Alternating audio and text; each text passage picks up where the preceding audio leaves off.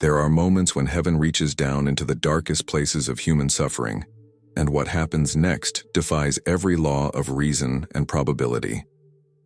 This is the story of a 6-year-old girl who couldn't speak, a foster family on the verge of collapse, and a backyard shrine that became the doorway to the impossible. Subscribe now to receive daily miracles of Our Lady in your life. Austin, Texas, March 2024. David and Jennifer Carter had been foster parents for exactly 3 years when the call came that would change everything. Late on a Thursday afternoon, their phone rang with the urgent, exhausted voice of Sandra Chen from Child Protective Services. "We have an emergency placement, 6-year-old girl, severe neglect case. She needs a home tonight. Can you take her?" Jennifer looked at David across their kitchen table. They'd said yes to 17 children over 3 years. Some stayed for days, some for months. Each one carried wounds that no paperwork could ever fully describe. David nodded slowly, and Jennifer spoke the word that sealed their fate. Yes. 2 hours later, a silver sedan pulled into their driveway on Magnolia Street, in a quiet neighborhood where oak trees formed canopies over the roads and children's laughter usually filled the evening air. But when the car door opened, what emerged was silence itself given human form. Mia Rodriguez was impossibly small for 6 years old. She wore clothes several sizes too large, donated items that hung on her thin frame like flags on a windless day. Her dark hair had been recently cut, probably by the emergency shelter, and her enormous brown eyes stared at the ground as if the world above was too dangerous to acknowledge. Sandra Chen knelt beside Mia in the driveway, speaking in that professionally gentle voice social workers develop after years of breaking terrible news. "Mia, these are Mr. and Mrs. Carter. They're going to take very good care of you. Is that okay?" Mia didn't respond, didn't nod, didn't even blink. "She hasn't spoken since we removed her from the home," Sandra whispered to Jennifer as they walked toward the house. "Not one word in 4 days. The previous family. It was bad. Really bad. Possible physical abuse, definite starvation-level neglect. We're still building the case." Jennifer felt something tighten in her chest, that familiar mixture of rage and helplessness that came with every new placement. How many times would she hear these stories? How many broken children would cross her threshold carrying horrors no human being, let alone a child, should ever endure? The Carter house was warm and welcoming. Jennifer had spent years making it that way precisely for moments like this. Soft lighting, comfortable furniture, family photos on the walls showing smiling faces, evidence that safety and happiness were possible. Their biological daughter, Emily, 16 years old, stood at the top of the stairs watching the new arrival with careful eyes. Emily had been through this ritual before. Watch the new foster child. Be kind but not too attached. They never stayed long enough for real connection. She offered a small wave, and Mia's eyes flickered toward her for just a second, before returning to the floor. "Let me show you your room," Jennifer said gently, taking Mia's small hand. The child didn't pull away, but she didn't squeeze back either. She was like a ghost, present but not really there. The bedroom Jennifer had prepared was painted soft yellow, with stuffed animals on the bed and children's books on the shelves. Mia walked in, looked around without expression, and sat on the edge of the bed with her hands folded in her lap. "Are you hungry, sweetheart?" Jennifer asked. "Nothing. Would you like to see the backyard? We have a swing set." "Nothing."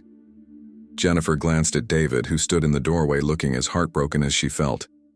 They'd worked with traumatized children before, but something about Mia's silence felt different. Deeper.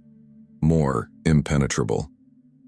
That night, Mia ate exactly 4 bites of dinner. Jennifer counted, and then asked to be excused with just a look toward the stairs. She went to her room at 7:30 and didn't make a sound all night. No crying, no movement, just terrifying, absolute silence. "She's been through hell," David said as he and Jennifer lay in bed that night. "She'll come around. They always do." But Jennifer couldn't shake the feeling that something about this placement was different. Mia wasn't just traumatized. She was. Waiting. For what? Jennifer couldn't say. The next morning, Friday, Jennifer woke early to prepare breakfast. When she checked Mia's room at 6:30, the bed was empty. Panic seized her instantly, every foster parent's nightmare. She rushed through the house calling Mia's name, David stumbling out of bed behind her, until Jennifer looked through the kitchen window and saw something that made her freeze completely. Mia was in the backyard. The little girl stood in front of the small shrine Jennifer's mother had built 20 years ago, before cancer took her too soon. It was a simple grotto, a concrete alcove with a blue-robed statue of the Virgin Mary, surrounded by stones Jennifer had collected over the years. Some people found it old-fashioned. Jennifer found it comforting, a connection to her Catholic childhood and the mother who had taught her to pray. But what Jennifer saw now wasn't comforting. It was inexplicable. Mia, the child who hadn't spoken in days, was talking. Jennifer couldn't hear the words through the glass, but she could see Mia's lips moving, her hands gesturing, her whole body animated in a way she hadn't been since arriving. The little girl appeared to be having a conversation, pausing as if listening, then responding, then listening again. "David," Jennifer whispered, "come look at this." They watched from the window as Mia continued her mysterious dialogue for another 10 minutes. Then, as suddenly as it had begun, the conversation ended. Mia gave a small nod, actually smiled, and walked back toward the house. When she came inside, she was silent again. Took her seat at the breakfast table. Ate 6 bites this time, Jennifer counted, and looked at Jennifer with eyes that seemed to hold secrets no 6-year-old should possess. "Mia, honey," Jennifer ventured carefully, "were you talking to someone outside?" Mia looked at her directly for the first time, and nodded once. "Who were you talking to?" Mia pointed toward the backyard, toward the shrine. Jennifer felt ice water run through her veins. "The statue?" Mia shook her head slowly. Her lips moved, and the whisper that emerged was so soft Jennifer almost missed it. "The lady." David and Jennifer exchanged glances. "What lady, sweetheart?" But Mia had retreated back into silence, picking at her breakfast as if the conversation had never happened. The weekend passed in an eerie pattern. Every morning at dawn, Mia would slip outside to the shrine. Every morning, she would appear to have lengthy conversations with someone only she could see. And every morning, she would return to the house slightly more present, slightly more alive, but still refusing to speak about what happened in that backyard. By Monday, Jennifer was questioning her own sanity. Was this some kind of trauma response? Dissociation? She'd read about children creating imaginary friends to cope with abuse, but something about Mia's behavior felt different. The child wasn't playing pretend, she was communicating. That evening, Emily came downstairs for dinner with red-rimmed eyes. Clearly she'd been crying. Jennifer started to ask what was wrong, but Emily just shook her head and retreated to her room. Teenage moods, Jennifer thought. Hormones and high school drama. Nothing unusual. Except that night after everyone had gone to bed, Jennifer woke to find Mia standing in the doorway of the master bedroom. The little girl's face was illuminated by the nightlight in the hallway, and her expression was urgent. "Mrs. Carter," Mia whispered, the most words she'd spoken since arriving. "Emily needs help." Jennifer sat up, heart pounding. "What? What do you mean?" "The lady said Emily is very sad. She said Emily is thinking about leaving forever. You have to help her. Tonight." The words hit Jennifer like a physical blow. Leaving forever. What did that mean? And how would Mia know anything about Emily's emotional state? They'd barely interacted. Jennifer threw off her covers and ran down the hall to Emily's room. She knocked urgently, then opened the door without waiting for permission. Emily was sitting on her bed, laptop open, tears streaming down her face. On the screen was a farewell letter. "I'm sorry, Mom and Dad, I can't do this anymore by the time you read this." "Emily." Jennifer crossed the room in 3 strides and grabbed her daughter, Holding her so tightly, Emily gasped. "Baby, what's happening? Talk to me, please." And then Emily broke, sobbing in her mother's arms, confessing months of depression she'd hidden. The pressure of school, the isolation of social media, the feeling that nothing mattered and no one truly understood. She'd been planning, researching methods. Tonight was supposed to be. David appeared in the doorway, awakened by the commotion. When he understood what was happening, his face went pale. They sat with Emily for hours that night, talked, cried, held her, made emergency calls to therapists, promised they would get through this together. It wasn't until dawn, when Emily had finally fallen asleep, exhausted but safe, that Jennifer remembered. Mia. How had Mia known? Jennifer found the little girl back in the yellow bedroom, sitting on her bed as if she'd been waiting. "Mia," Jennifer said, her voice shaking. "How did you know about Emily? Did you hear something? See something?"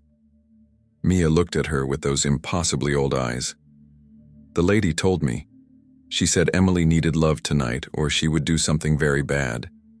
She said you're a good mama and you would know what to do." "What lady, Mia? Please, I need to understand."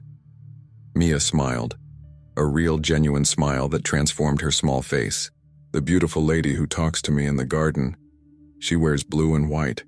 She loves you very much. She said she's been waiting for me to come here so she could help your family." Jennifer felt the room spin. This wasn't possible. Children didn't predict suicide attempts.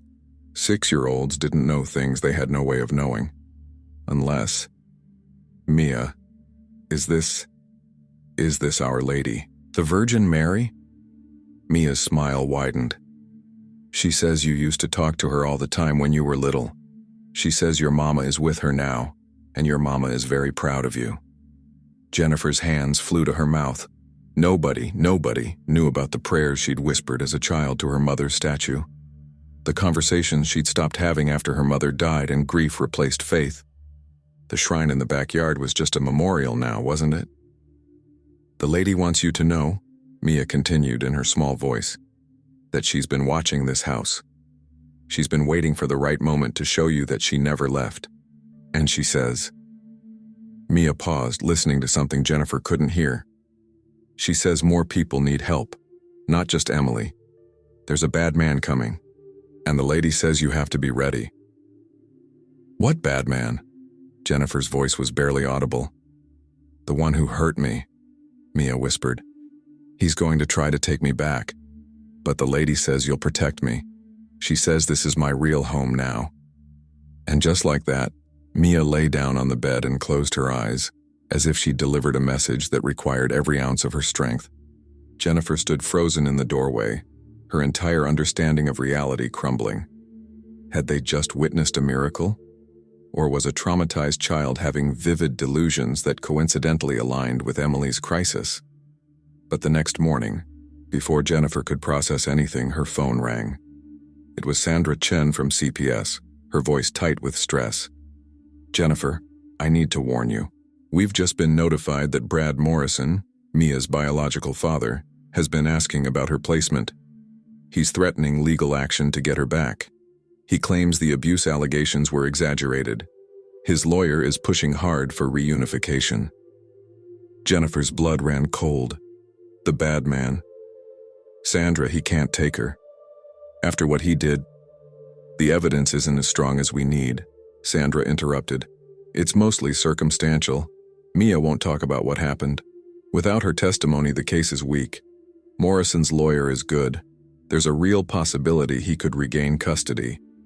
Jennifer looked out the window at the backyard, where Mia stood in front of the shrine again, speaking to someone invisible. Speaking to the lady who somehow knew things no one should know, and Jennifer made a choice that would change everything. "Sandra," she said quietly, "I think Mia's about to start talking. And I think what she has to say is going to change this case completely. Because if the Virgin Mary was truly appearing to a broken 6-year-old in an Austin backyard, if heaven itself had decided to intervene in this child's fate, then Brad Morrison had no idea what he was up against. The war for Mia Rodriguez's soul and future was about to begin, and it would require a miracle that no courtroom, no social worker, and no skeptic could possibly explain away. The human mind struggles to accept what cannot be measured, photographed, or explained by science. But what happens when a child begins revealing truths that no investigation uncovered, no document recorded, and no witness ever reported? What happens when the impossible becomes undeniable? Tuesday morning arrived with the kind of Texas heat that makes the air shimmer above asphalt. Jennifer Carter hadn't slept. She'd spent the night researching Marian apparitions, reading testimonies from Lourdes, Fatima, Guadalupe, places where the Virgin Mary had allegedly appeared to children and changed the course of history. Was she losing her mind, or was something truly supernatural happening in her backyard? David found her at 5 a.m., sitting at the kitchen table surrounded by printed articles and open books. "Jen," he said gently, "we need to talk about what's happening." "I know what you're thinking," Jennifer said without looking up.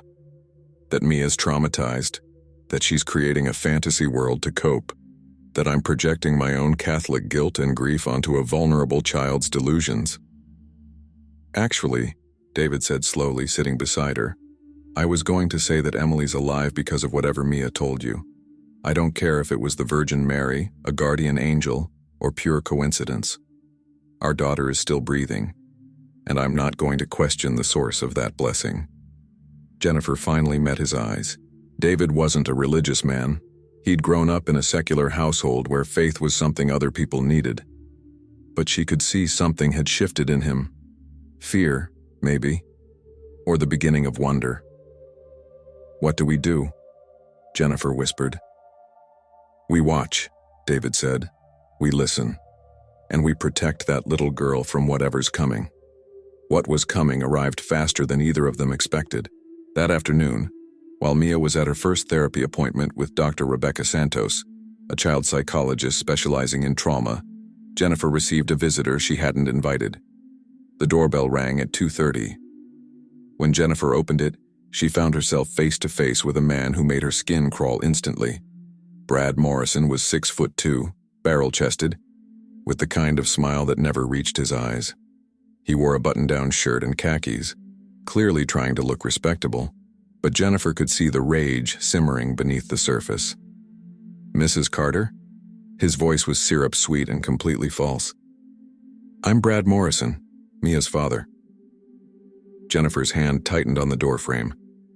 "Mr. Morrison, you're not supposed to be here. There's no contact allowed." "I'm not here to see Mia," he interrupted smoothly.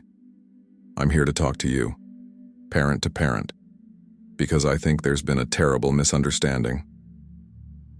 Every instinct Jennifer possessed screamed danger. But she was standing in her own doorway in broad daylight on a street where neighbors were gardening and children were playing. What could he do? "There's no misunderstanding," Jennifer said firmly. "Mia was removed from your home for good reason." Morrison's smile tightened. "Mia's a troubled child. She tells stories, makes things up. My ex-wife, Mia's mother, she's unstable. Coached the kid to say things that never happened. CPS overreacted. But I'm going to fix this. I'm going to get my daughter back." The way he said "my daughter" made Jennifer's blood freeze. It wasn't love. It was ownership.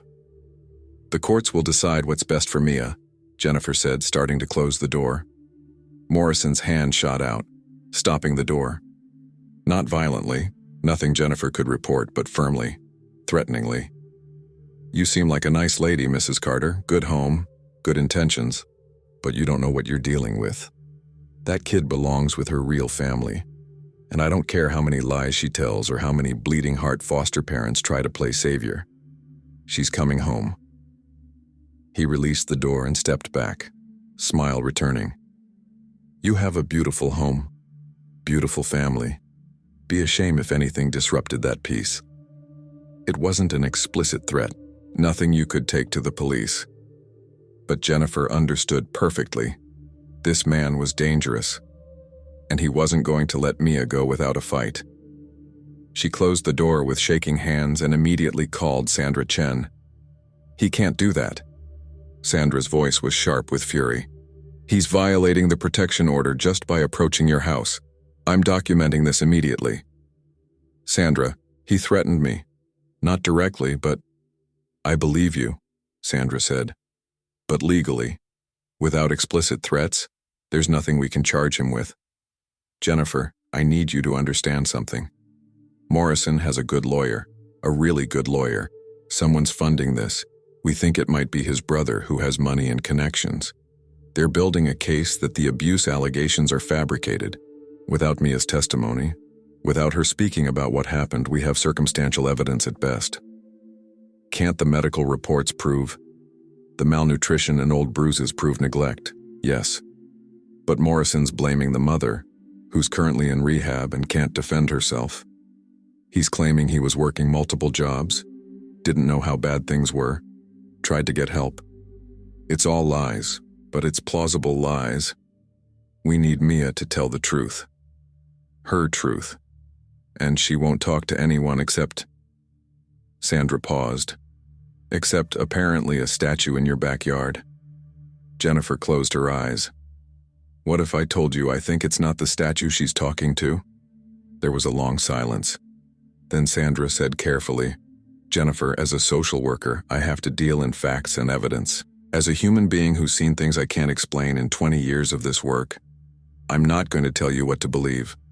But I am going to tell you that if something, anything, gets Mia to open up about what Morrison did to her, I don't care if it's therapy, prayer, or the Virgin Mary herself. We need that child's voice. Her real voice. Or we're going to lose her to a monster." That evening, Mia returned from therapy. Dr. Santos pulled Jennifer aside with a troubled expression. "She didn't speak," Rebecca said quietly. "Not one word in the entire session. I tried play therapy, art therapy, every technique I know. She just sits there, watching, waiting. Jennifer, I've worked with selective mutism before, but this is different. It's like she's saving her words for something specific. Someone specific." "The shrine," Jennifer said. Rebecca nodded slowly. "Yes, I asked her about that, about who she talks to in your backyard. She drew this." Rebecca handed Jennifer a piece of paper. On it, in surprisingly skilled crayon strokes for a 6-year-old, was a figure in blue and white robes, a woman with kind eyes and outstretched hands. Above the figure, Mia had written in shaky letters, "She helps me."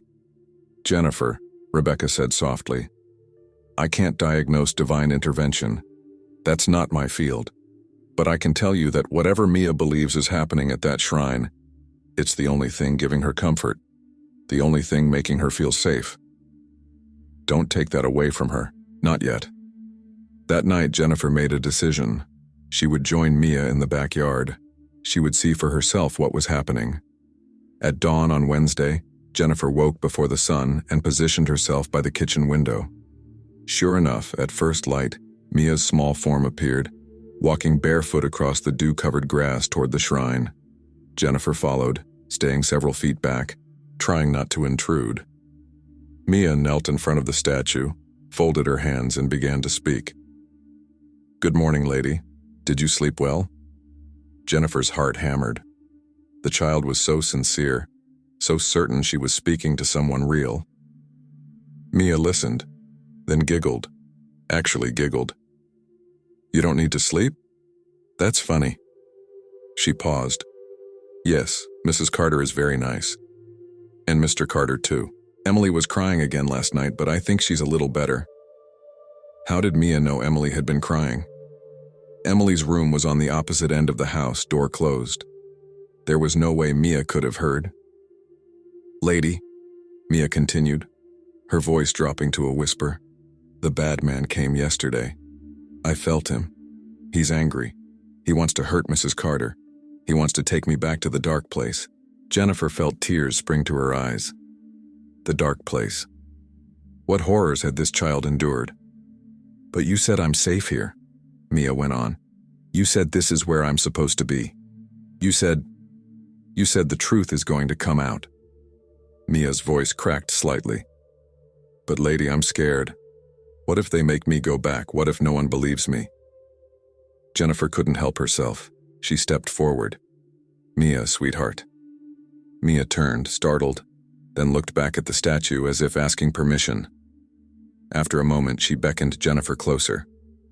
The lady says it's okay, Mia said solemnly. She says you can be here.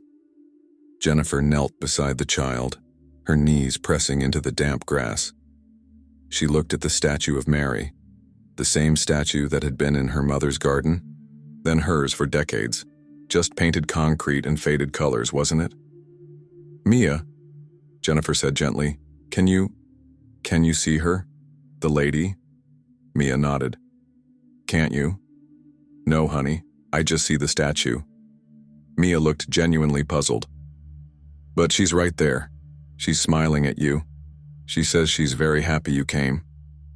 She says you used to talk to her when you were little, before your mama died. She says she heard every word even when you thought she wasn't listening.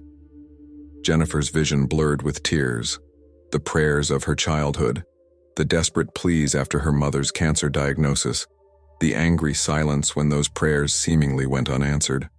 How could Mia know any of that? What does she look like? Jennifer whispered. She's beautiful, Mia said dreamily. She has dark hair and kind eyes. Her dress is blue and white and it shines like there's light inside it. And she smells like roses even though there are no roses here. As if on cue, Jennifer caught it, the faintest hint of a scent that shouldn't exist in her backyard. Sweet, floral, impossible. She says to tell you, Mia continued, that she never left you. She's been waiting for you to come back, and she brought me here because we both need help. Me and you and Emily and Mr. Carter. She says your whole family is part of her plan. Plan for what? Jennifer could barely breathe. To show everyone that she's real, Mia said simply. To prove that heaven cares about hurt people, to stop the bad man. Brad Morrison. Yes. Mia's face darkened. The lady says he did very bad things, not just to me, to other children too. She says the truth has to come out so he can't hurt anyone else. But she says, I have to be brave and tell what happened. And she says you have to believe me, even when other people don't. Jennifer pulled Mia into her arms, holding the fragile child tight. I believe you, sweetheart. I believe every word, even the scary parts, Mia whispered against Jennifer's shoulder. Especially the scary parts. Mia pulled back, looking into Jennifer's eyes with an intensity that was heartbreaking. Mrs. Carter, the bad man did things to me that made me wish I was dead. He hurt me so many times, and he told me if I ever told anyone, he would kill me and kill my mama, and no one would ever find our bodies. He said everyone would think we just ran away. Jennifer felt rage surge through her, pure, protective, maternal fury. He will never touch you again, Mia. I promise you that. The lady says the same thing, Mia said. She says you're going to be my real mama. Forever. She says the papers are going to say it and everything. But first, something bad is going to happen. Something scary. And we have to be ready. What's going to happen? Mia looked back at the statue, listening. Then her face went pale. The bad man is going to come here again. Tomorrow night. He's going to be drunk and angry. He's going to try to break in. And Mrs. Carter? Mia's voice shook. The lady says you have to call the police before he gets here. She says they need to see what he's really like. She says this is how we prove he's dangerous. Jennifer's mind raced. Was this really happening? Was the Virgin Mary warning them about an impending attack? Or was this a traumatized child's paranoid fantasy? But then she remembered Emily. Mia had known about Emily's crisis before it happened. Mia had saved her daughter's life. Okay, Jennifer said firmly. If he comes, we'll be ready. I'll call the police the second we see him. I'll make sure everyone is safe. Mia nodded, some of the tension leaving her small body. The lady says you're very brave. She says that's why she chose you. And she says, Mia smiled slightly. She says to look in Emily's room tonight, under the bed. There's something there Emily doesn't want you to find. But the lady says Emily needs help with it. Another warning, another impossible knowledge. That evening, while Emily was downstairs, Jennifer slipped into her daughter's room. She felt like an intruder, violating Emily's privacy. But if Mia was right about this? Jennifer knelt and looked under the bed, pushed aside shoeboxes and old magazines, and then her hand touched something cold and metallic. She pulled it out, a bottle of vodka, 3/4 empty, and beside it, a bag of pills. Not prescription, street drugs. Jennifer sat back on her heels, the room spinning. Emily wasn't just depressed. She was self-medicating. How long had this been going on? How had Jennifer missed it? She heard footsteps on the stairs. Emily appeared in the doorway, saw what Jennifer was holding, and her face crumbled. "Mom, I can explain. We're going to get you help," Jennifer said, her voice steady despite her shaking hands. "Real help. Rehab if necessary. Therapy. Whatever it takes. You're 16 years old and you're killing yourself, and I will not lose you. Do you understand me?" Emily collapsed into her mother's arms, sobbing. "I'm sorry. I'm so sorry. I don't know how it got this bad. I don't know how to stop." They held each other while David rushed upstairs, alerted by the crying. Together they made calls, found an adolescent addiction counselor with an opening tomorrow, made a safety plan, flushed the pills and poured out the vodka. And through it all, Jennifer kept thinking, Mia knew. Somehow, impossibly Mia knew. That night, Jennifer returned to the backyard shrine alone, knelt in front of the statue, spoke into the darkness. "If you're really there," she whispered, "if you're really helping us, then thank you. Thank you for Mia. Thank you for saving Emily. And please help us with what's coming tomorrow. Because I'm terrified, and I don't know if I'm strong enough for this." The night was still. No voice answered, no vision appeared. But as Jennifer stood to return to the house, she smelled it again. Roses. Unmistakable and impossible. And she knew with certainty that transcended logic that they were not alone in this fight. Thursday passed in agonizing slowness. Jennifer called Sandra Chen and told her everything. About Morrison's visit, about Mia's warning, about the predicted attack tonight. "I'm calling the police to give them a heads up," Sandra said. "If Morrison shows up drunk and violent, we'll finally have concrete evidence of his character." "Jennifer, I know this sounds crazy, but if Mia's right about this, it could be the break we need." Evening fell. David installed additional locks, set up their phone to speed dial 911, positioned himself by the front window. Emily was with her new counselor for an emergency session. Mia was in her room, eerily calm. At 9:30 p.m., Jennifer checked on Mia. "Sweetheart, are you okay?" "He's coming soon," Mia said matter-of-factly. "The lady says to be ready. She says he's very drunk. She says he's going to yell bad words and try to break the door. But she says the police will come fast. And she says this is going to help me stay with you forever." At 10:15, they heard it. A truck engine, loud and badly maintained, screeching to a stop in front of their house. A car door slamming, heavy footsteps on the front walk. And then Brad Morrison's voice, slurred and furious, shouting from their front yard, "MIA, get out here, you're coming home, I don't care what these people told you, you're my daughter." David was already on the phone with 911. Jennifer ran to Mia's room, scooped the child up, and carried her to the master bathroom, the room with the strongest lock. Bang. Morrison was pounding on the front door. "Open this door. I know she's in there. You can't keep my kid." Crash. The sound of breaking glass. Morrison had thrown something through their front window. Jennifer held Mia tight, her heart hammering, but Mia wasn't crying. She was whispering. "The lady says the police are 2 minutes away. She says he's going to say something that proves he's bad. Something they need to hear. She says to turn on the phone camera." And Jennifer's hands shook as she pulled out her phone and started recording through the bathroom door crack. Morrison's voice echoed through the house. "You think you can protect her? Nobody protects her. She's mine to do what I want. Just like the others. Just like..." Sirens. Beautiful, blessed sirens. Morrison's rant cut off abruptly. Footsteps running, more shouting.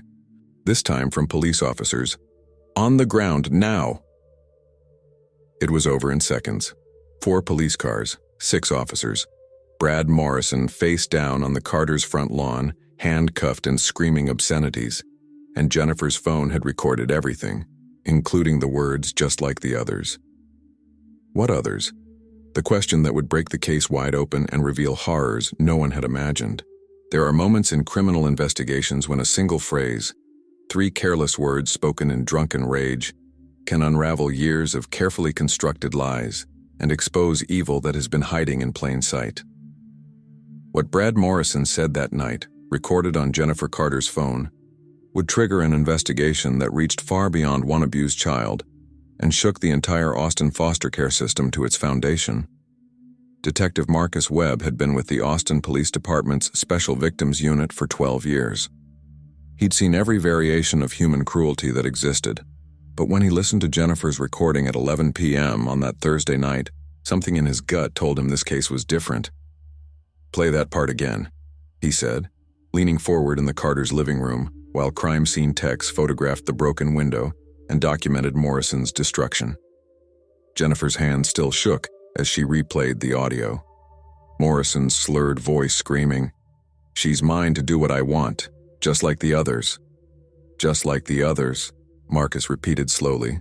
"Mrs. Carter, did Morrison ever have custody of other children besides Mia?" "I don't know," Jennifer said. "Sandra Chen, the social worker, she only told us about Mia." Marcus pulled out his phone and called his partner, Detective Lisa Nguyen, who was currently processing Morrison at the county jail. "Lisa, I need you to run a full background on Brad Morrison. Every address for the last 15 years, every woman he's been involved with. And I need you to cross-reference with CPS records. Find out if there were ever other children in his care. Foster kids, stepchildren, anything." He hung up and looked at Jennifer seriously. "Mrs. Carter, if what I'm thinking is correct, Mia might not be Morrison's only victim. That recording might have just opened a much bigger case."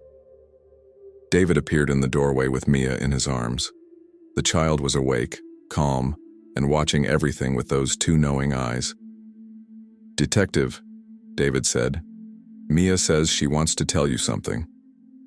Marcus knelt down to Mia's level as David set her on her feet. "Hi, Mia. I'm Detective Webb. You're very safe now, okay? Mr. Morrison can't hurt you anymore." Mia studied him for a long moment, then whispered, "The lady says you're a good man. She says you're going to find the other girls. She says there are 3 of them." Marcus felt his skin prickle. "What other girls, Mia?" "The ones the bad man hurt before me. They're older now. They think nobody will believe them. But the lady says if I tell the truth, they'll be brave enough to tell the truth too." Marcus glanced at Jennifer, whose face had gone pale. "Mia, did Mr. Morrison tell you about other girls?" "No. The lady told me. She showed me pictures in my head. One girl has red hair and a butterfly tattoo. One girl is black and she lives far away now. And one girl is very sad and she cuts her arms because she wants the pain to go away." Marcus pulled out his notebook with trembling hands. This was impossible. A 6-year-old couldn't know details like this. "Mia, can you tell me anything else about these girls?" "The lady says they were all in the bad man's house when they were little. He told everyone he was helping them, but he hurt them in secret. In the basement where nobody could hear them scream." Mia's voice remained eerily steady, as if she were reciting facts rather than describing horrors. "She says one girl's name is Sarah. She's 22 now. She's going to see the news about the bad man getting arrested, and she's going to call you tomorrow." "How do you know all this, sweetheart?" Marcus asked gently. "The lady shows me things. She wants the bad man to go to jail forever so he can't hurt anyone else. She says you're going to help make that happen." Marcus Webb didn't believe in miracles. He believed in evidence, procedure, and the criminal justice system. But he also believed in following every lead, no matter how strange the source. At midnight, his partner called back. "Marcus, you're not going to believe this. Morrison's lived at 6 different addresses in the last 15 years. At 3 of those addresses, CPS records show foster children were placed with women Morrison was living with. The women applied as single mothers, but Morrison was in the home. 2 of those cases were closed due to concerns about household stability, but no abuse was ever substantiated. Names of the foster children. Working on it. Records are scattered across different case files, but Marcus, one of the women Morrison lived with, Karen Phillips. Marcus nearly dropped his phone. Karen Phillips, the social worker? The very same. She was his girlfriend 8 years ago, before she got her degree and started working for CPS. She's the one who's been handling Mia's case and pushing for reunification with Morrison. The implications hit Marcus like a freight train. Karen Phillips, the social worker responsible for protecting Mia, had a personal relationship with her abuser. Had Karen known what Morrison was doing? Had she helped cover it up? "Get me everything on Phillips," Marcus said. "Employment records, case files, financial records. I want to know if Morrison has any leverage over her. And Lisa, find those foster children. Find out what happened to them." By 3 a.m., the investigation had exploded. Lisa had identified 5 children who had been in homes where Morrison lived between 2009 and 2019. 5 children who had been removed from those homes for various reasons: household instability, caregiver stress, behavioral issues with the child, standard bureaucratic language that could hide anything. But tracking down those children, now teenagers and young adults, would take time. Time they might not have if Morrison's lawyer got him released on bail. Friday morning arrived with devastating news. Morrison's brother had posted his $50 bail. He was out of jail, required only to wear an ankle monitor and stay away from the Carter's home. "He's going to run," Sandra Chen said when she arrived at the Carter house at 7 a.m., her face haggard. "I've seen it before. Ankle monitors can be cut, and once he's gone, we may never find him." "What about Karen Phillips?" Jennifer demanded. "Detective Webb told us she was Morrison's ex-girlfriend. She's been sabotaging this case from the beginning." Sandra closed her eyes. "Karen's been placed on administrative leave as of an hour ago. I'm taking over Mia's case personally. Jennifer, I need to ask you something. Is Mia ready to give a formal statement? Because right now, with Morrison out on bail and our case full of holes, we need her testimony more than ever." Jennifer looked at Mia, who sat at the kitchen table drawing pictures of the lady. "I'll ask her." But before Jennifer could speak, Mia looked up. "The lady says it's time. She says I have to tell everything that happened, even the parts that hurt to remember. She says the detective man needs to hear it so he can protect the other girls." An hour later, Mia sat in a child-friendly interview room at the Austin Children's Advocacy Center. Detective Webb and a forensic interviewer named Patricia Morales conducted the interview while Jennifer and David watched through one-way glass, both of them crying silently. For 90 minutes, Mia spoke, calmly, clearly, describing in age-appropriate but devastating detail the abuse Morrison had inflicted on her over 2 years. The beatings when she cried, the starvation as punishment, the locked basement, the things he did to her that made Patricia Morales's professional composure crack, tears running down her face even as she continued asking gentle, necessary questions. But Mia also described things no one had asked about, things that shouldn't have been possible for her to know. "There were other girls before me," Mia said. "I didn't meet them, but I saw their things in the basement. A red backpack with a butterfly on it, a black doll with braided hair, a notebook with drawings of sad faces.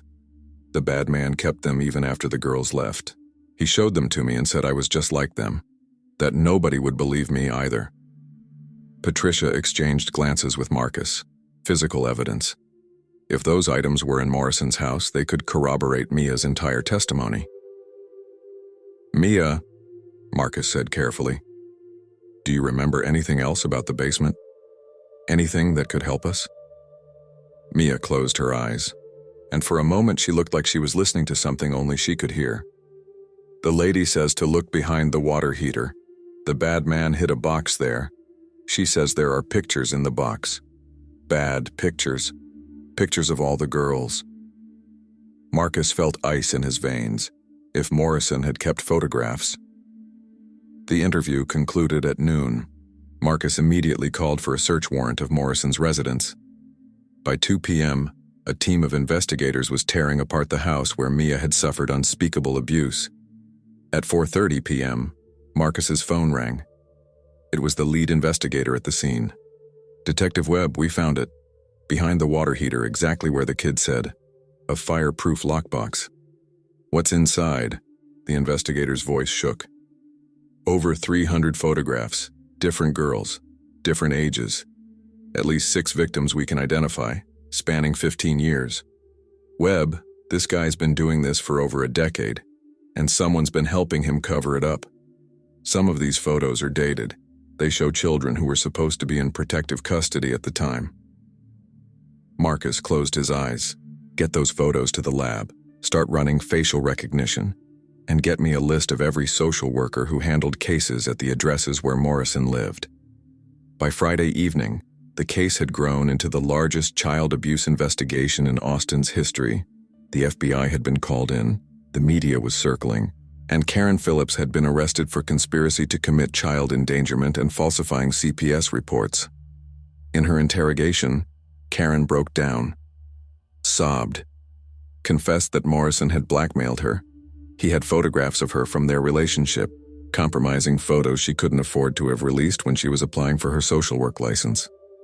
So she'd helped him, made sure his abuse complaints disappeared, made sure the children in his care were never properly interviewed, made sure he never appeared in the system as a suspect. "How many children?" the FBI agent asked her. "I don't know," Karen whispered. "Maybe 6, maybe more. He'd move around. New girlfriend, new city within Texas, new foster kids. I'd lose track. I told myself I wasn't really hurting anyone. I told myself if I just did what he wanted, eventually he'd leave me alone. But he never did. No. When Mia's case came across my desk and I saw Morrison's name as the father, I knew. I knew what he'd done to her. But I couldn't stop helping him. He said he'd destroy me. He said no one would believe a social worker who'd covered up abuse for years. He said I was just as guilty as him." She looked up with hollow eyes. "Is that little girl okay? Mia? Is she safe?" The agent's face was granite. "She's safer than she ever was while you were supposed to be protecting her." Saturday morning brought the call Marcus had been waiting for. A young woman named Sarah Brennan, 22 years old, red-haired with a small butterfly tattoo on her wrist, had seen the news coverage, had seen Morrison's photo, had spent all night crying and shaking, and had finally found the courage to call. "He took me when I was 7, she told Marcus over the phone, her voice breaking. "My mom was his girlfriend for 2 years. I tried to tell her what he was doing, but she didn't believe me. She said I was making up stories for attention. When CPS investigated, the social worker, Karen, her name was Karen, she talked to me alone, and I told her everything. But then nothing happened. The case was closed, and I learned that telling the truth didn't matter. Nobody was going to save me."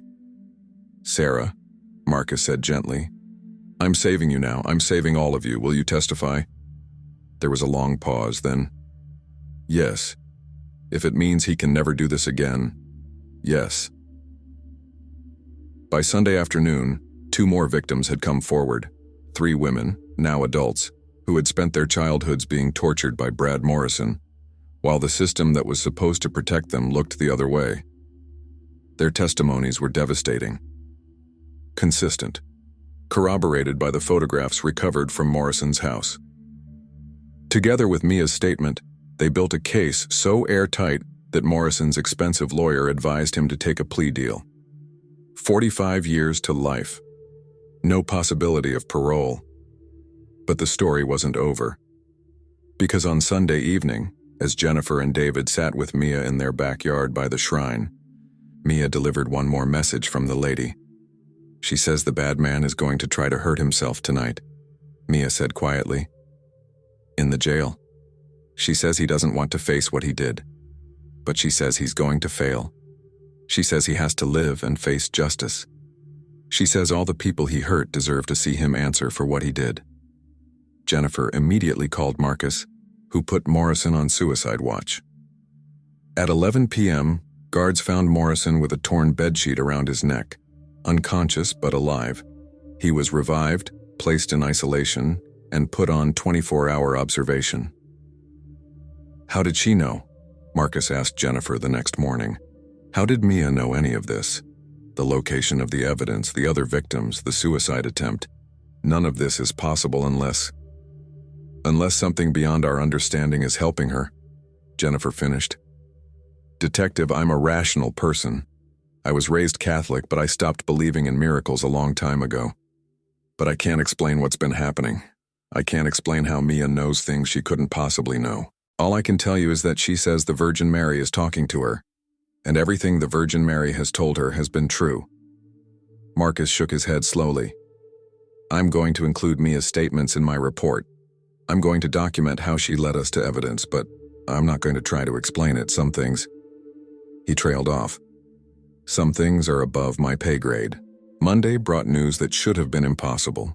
The adoption agency called Jennifer. Mrs. Carter, in light of the criminal case and the termination of parental rights, you and your husband are being fast-tracked for adoption of Mia Rodriguez. If you're still interested, we can begin the process immediately. Jennifer wept. Yes, we want to adopt her. We want her to be our daughter. That evening, as the sun set over Austin, Jennifer and Mia knelt together at the shrine. Jennifer had brought flowers, roses specifically. She placed them at the statue's feet. Mia, Jennifer said softly, is she here now? The lady? Mia smiled. Yes, she's always here. She says she's very happy. She says her work with our family isn't finished yet, but the hardest part is over. What work is left? She says Emily still needs healing, and she says you need to learn how to trust her again. She says you stopped praying after your mama died because you thought she didn't listen, but she always listened. She was just waiting for the right time to answer. Jennifer looked at the statue through her tears. If you're really there, she whispered, thank you. Thank you for saving Mia. Thank you for saving my family. Thank you for not giving up on me. The evening air suddenly filled with the scent of roses, so strong, so sweet, so impossible that even Jennifer couldn't deny it anymore. And in that moment, she felt something she hadn't felt in 20 years. Not just belief, but certainty. The kind of certainty that changes everything. But the Virgin Mary's plan for the Carter family wasn't complete. Because the greatest miracle, the one that would convince even the hardest skeptics, was still to come. There is a moment in every true miracle when heaven stops hiding and reveals itself so completely, so undeniably, that even the most hardened skeptic must choose. Accept the impossible or deny what their own eyes have witnessed. What happened in an Austin backyard on a warm May evening would force that choice upon dozens of witnesses and change the course of countless lives forever. 3 weeks had passed since Brad Morrison's arrest.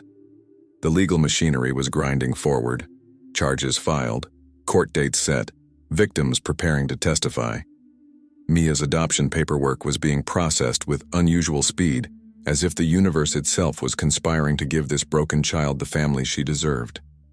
But Emily Carter was getting worse. Despite the therapy, despite the rehabilitation counseling, despite Jennifer and David's constant love and attention, Emily was sinking deeper into depression. The drugs and alcohol had been symptoms, not the disease. The disease was darker, more fundamental, a sense of worthlessness that no amount of reasoning could penetrate. I don't want to be here anymore, Emily told her therapist on a Tuesday afternoon in early May. I know everyone's trying to help. I know Mom and Dad love me, but I can't feel it. I can't feel anything except this weight, and I'm so tired of carrying it. Dr. Rebecca Santos, who had been working with both Emily and Mia, called Jennifer immediately.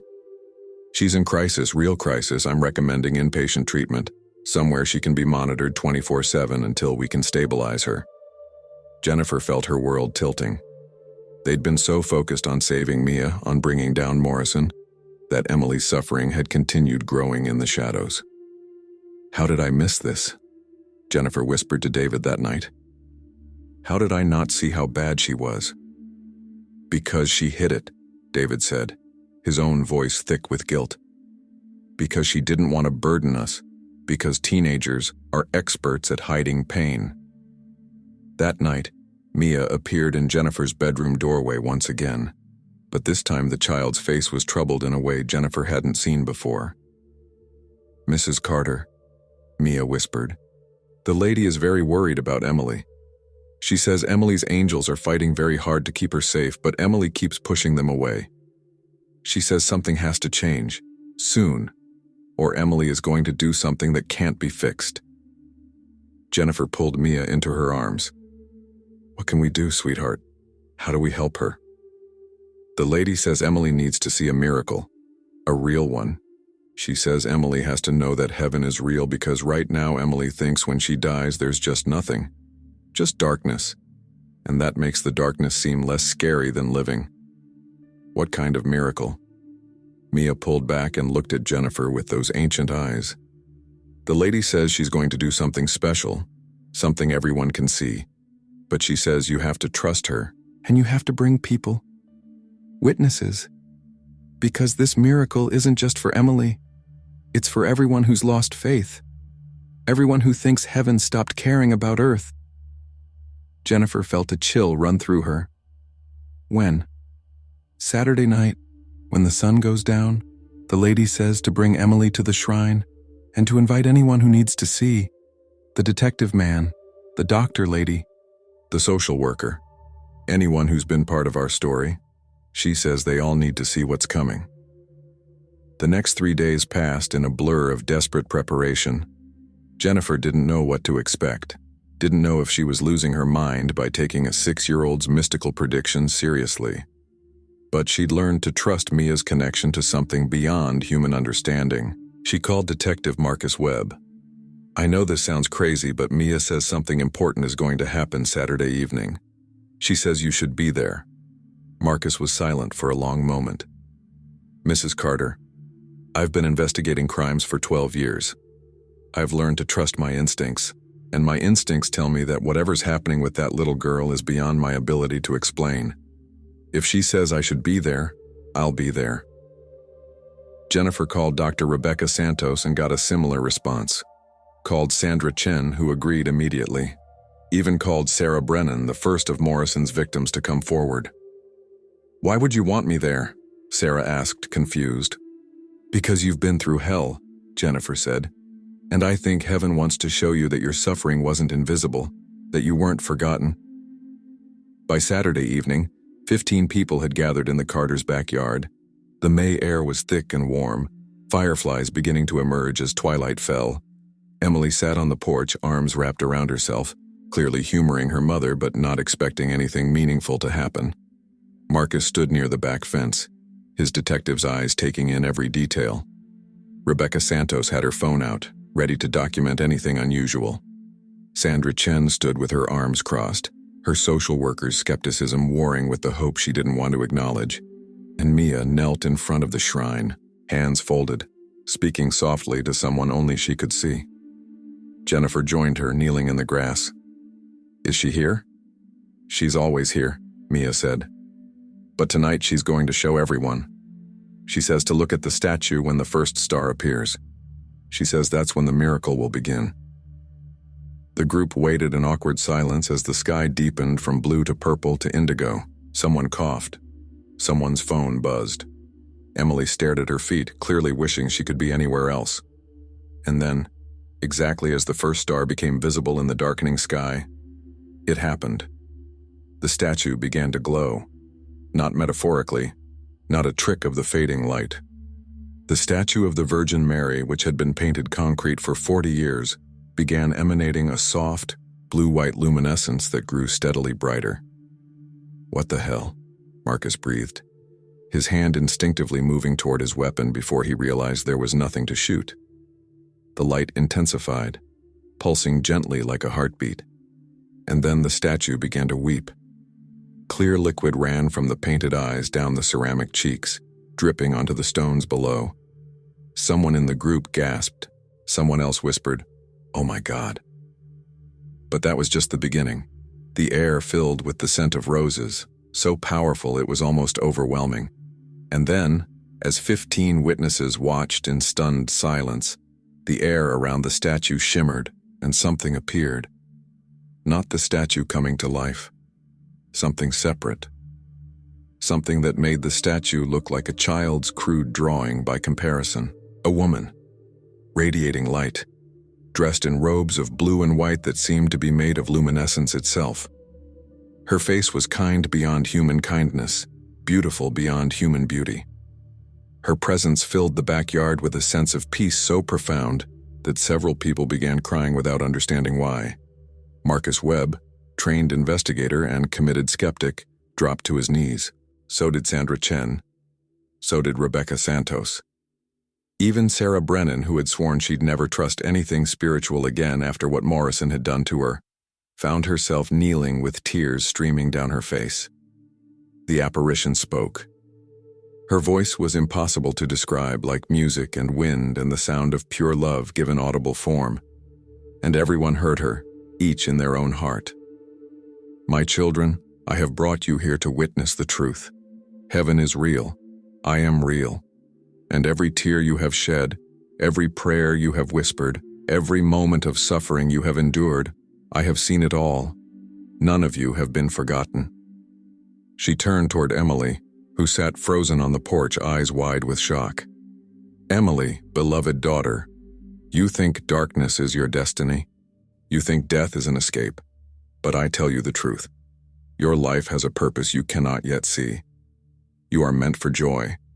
You are meant for healing. You are meant to help others who suffer as you have suffered. And I will not let you go." The apparition extended her hand and a beam of pure light shot from her palm to Emily's chest. Emily gasped, her back arching, and then she collapsed on the porch sobbing. But they weren't sobs of pain. They were sobs of release, as if something dark and heavy had been literally pulled out of her body and dissolved in that divine light. Jennifer ran to her daughter, gathered her in her arms. Emily clung to her mother like a drowning person clinging to a life raft. "Mom," she gasped. "I felt it. The depression, the darkness, it's gone. I felt it leave. I can breathe. Oh God, I can finally breathe." The apparition turned toward the others. "Marcus, faithful servant, you have sought justice for the innocent, and heaven has heard your prayers. Continue your work. You will save many more before your time on earth is finished." Marcus could only nod, unable to speak, tears running into his beard. "Sandra, wounded healer, you have seen the failures of human systems, and it has broken your heart. But do not lose faith. Reform is coming, change is coming, and you will be part of it." Sandra covered her face with her hands, shoulders shaking. "Sarah, beloved one who was harmed, the evil done to you was never heaven's will. But from your suffering will come strength. You will become a voice for the voiceless. You will help rewrite laws that protect children. Your pain will become purpose." Sarah Brennan, 22 years old and broken by abuse, felt something shift inside her. Felt anger transform into determination. Felt shame transform into righteous fury that would fuel decades of advocacy. The apparition looked at each person present, speaking words meant specifically for them. Words of healing, of purpose, of hope. And then she turned to Mia, who had remained kneeling throughout, smiling peacefully. "Mia, precious daughter, you have been my voice. You have been my hands. You have allowed me to work through you to save this family and bring justice to those who had none. Your suffering was not in vain, and now you will know what true family means. Jennifer and David Carter will become your mother and father in every way. This I promise you." She looked at Jennifer. "And you, daughter of my heart, you stopped believing when your mother died. You thought I had abandoned you. But I was always there waiting for you to return.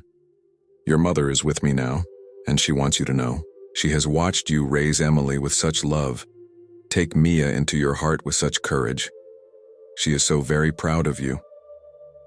Jennifer couldn't breathe, couldn't speak, could only feel an overwhelming sense of her mother's presence, her mother's love, more real than anything she'd experienced since that terrible day when cancer had stolen her away. The apparition's light began to intensify. I leave you now with this truth. Every act of kindness matters. Every moment of courage echoes in eternity, and you are never, ever alone. When you suffer, I suffer. When you weep, I weep. When you triumph, all of heaven rejoices. Do not forget what you have witnessed here. Tell others. Give them hope, because hope is what humanity needs most. And then, gradually the light faded. The apparition dissolved like mist in sunlight. The statue returned to being just painted concrete. The scent of roses remained for a few moments, then drifted away on the evening breeze. 15 people sat or knelt in stunned silence, trying to process what they had witnessed, trying to reconcile the miracle they'd seen with everything they thought they knew about how the universe worked. Marcus was the first to speak. I recorded that, he said hoarsely, holding up his phone. I recorded the whole thing. I don't know if it will show anything, but... He looked at the footage and his eyes widened. The statue glowing, the weeping, the light, all of it captured on video. Undeniable, irrefutable. The church needs to know about this, Rebecca said. The diocese, the Vatican. This is a legitimate Marian apparition. This is... She stopped, overwhelmed. Over the next hours, as word spread, more people came. Neighbors drawn by the light, journalists drawn by the rumors. By midnight, 50 people crowded the Carters' backyard, all of them demanding to know what had happened. Jennifer stood in front of the shrine and told the truth. Told them about Mia, about the conversations with the Virgin Mary, about the predictions that came true, about the miracle they had witnessed. Some believed immediately, some remained skeptical. But no one could explain away the video footage that had already begun spreading across social media. Within 24 hours, the story had gone viral.